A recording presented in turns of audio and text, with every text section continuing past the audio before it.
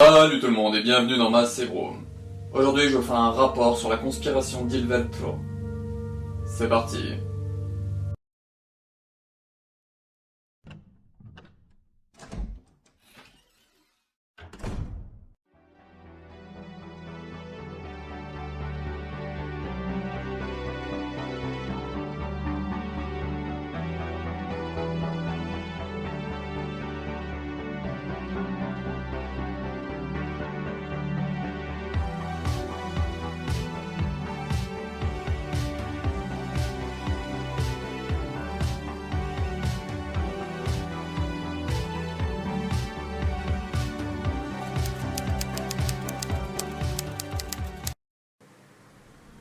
Rapport conspiration d'Ilveltro.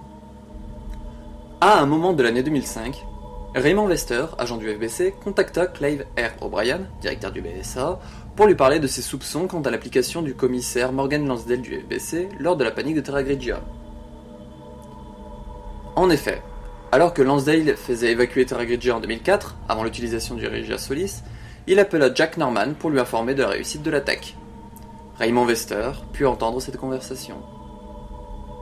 Dès lors, ils mirent au point un plan que tous les deux pour organiser cette conspiration. Il leur fallait des preuves.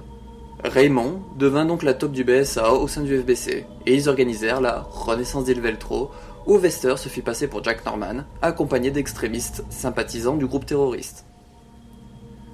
Morgan Lansdale mordit à l'hameçon. Il envoya des soldats dans l'épave du Queen Dido pour tenter de récupérer l'enregistrement vidéo que Jack Norman avait fait lors de leur échange, et il envoya Raymond et Rachel Foley enquêter sur le Queen Zenobia. Raymond put donc mettre en place un piège et jeu de recherche, tandis que Clive R. O'Brien envoya les agents Jayla Redfield et Parker Luciani sur le bateau, en leur disant que c'est le dernier endroit connu de Chris Redfield. Un mannequin de lui sera placé comme appât afin de les enfermer dans le paquebot. Pendant ce temps, Chris et Jessica Sherawat sont envoyés en Europe du Nord pour enquêter sur un aéroport qui serait supposé être une base d'Ilveltro. Après avoir vu un avion se cracher, ils traversèrent des grottes où ils trouvèrent des Fenrir, donc des créatures infectées par le virus T. Abyss. Ils s'en sortirent et trouvèrent l'aéroport avec un drapeau d'Ilveltro. Ils sont rappelés car Jill et Parker ne donnent plus aucun signe de vie. Jill et Parker tentèrent d'enquêter sur le bateau de croisière infesté de créatures du virus T. Abyss, comme des Ooze, Wall Blister, Skagdead, Scarmiglione. Ils trouvèrent plusieurs traces impliquant une Veltro au fur et à mesure de leur avancement. Ils croisèrent Raymond. Les agents Quint Setcham et Keith Lumley furent envoyés enquêter sur l'aéroport de Valkoinen-Moki. Ils se firent attaquer par des farfarellos en se rendant vers l'avion craché. Ils enquêtèrent aussi de leur côté, plus du côté technologique grâce à Quint. Chris et Jessica arrivèrent sur le paquebot et cherchèrent Jill et Parker. Ils traversèrent une bonne partie du bateau, en combattant là aussi des ABO. Mais ils ne trouvèrent rien, avant de se renseigner et de se rendre compte qu'ils se trouvaient sur le Queen Semiramis et non le Queen Zenobia. Les deux agents sur le Queen Zenobia continuèrent leur épopée, mais c'est sans compter Lansdale qui ne voulait vraiment pas qu'ils trouvent quelque chose. Il enclencha le Regia Solis sur le Queen Zenobia et demanda à Jessica Sherawat d'activer l'autodestruction sur le Semiramis, puis sur le Zenobia s'il n'est pas détruit. Grâce à l'UAV présent sur le bateau, le Queen Zenobia put échapper au Regia Solis, mais pas à la vague énorme que ça créa, et il fut en partie inondé. Jill et Parker continuèrent leur avancée quand ils se trouvèrent face à Jack Norman. Ce dernier se prit une balle de Jessica et il se révéla être Raymond. Les équipes se changèrent. Jill et Chris partirent enquêter dans les laboratoires présents dans la cale, tandis que Jessica et Parker continuèrent d'explorer le bateau. Cependant, Jessica dit vouloir voir un endroit pour se séparer, et aller au pont activer l'autodestruction pour détruire les laboratoires et protéger Lansdale. Parker se rendit au pont en empruntant un chemin un peu plus long. Chris et Jill atteignirent les laboratoires et trouvèrent des preuves contre Lansdale. Jill put s'injecter le vaccin contre le virus T. Abyss en explorant de son côté. Quand elle rejoindra Chris, Lansdale viendra leur parler via un écran et il leur lâchera des ABO. Parker arrivera à temps avant que Jessica n'active l'autodestruction. Il sera rejoint par Raymond, toujours vivant. Elle avouera tout son rôle envers le FBC à Raymond et lui. Elle tentera de tirer sur Raymond, mais Parker se prendra le tir pour le protéger.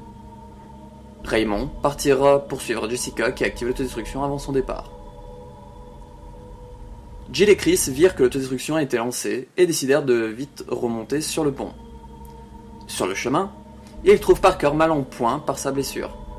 Ils l'aidèrent à avancer quand Parker fit une chute d'une passerelle dans les flammes. Les deux agents continuèrent néanmoins à avancer. Ils rejoignirent le pont, mais une grosse créature se mit à l'avant du bateau et les attaqua. Un hélicoptère du BSA, avec à son bord Kirk Mattison, fut là en soutien pour eux. Alors que les combats sur le Queen Zenobia touchaient à leur fin, les agents Setcham et Lumley mirent leur patron devant les faits de son implication et il leur avoua tout. Mais le FBC lança un missile pour détruire l'aéroport pour que rien n'en sorte. Lansdale fit irruption au QG du BSA pour mettre en état d'arrestation Clive R. O'Brien et faire cesser les activités du BSA. Mais juste avant, les agents Redfield et Valentine reçurent l'ordre de se rendre dans le Queen Dido. Après plusieurs tentatives échouées des soldats du FBC voulant récupérer l'enregistrement, les deux agents du BSA arrivèrent à entrer dans l'épave. Ils atteignirent une salle où Jack Norman semblait les attendre.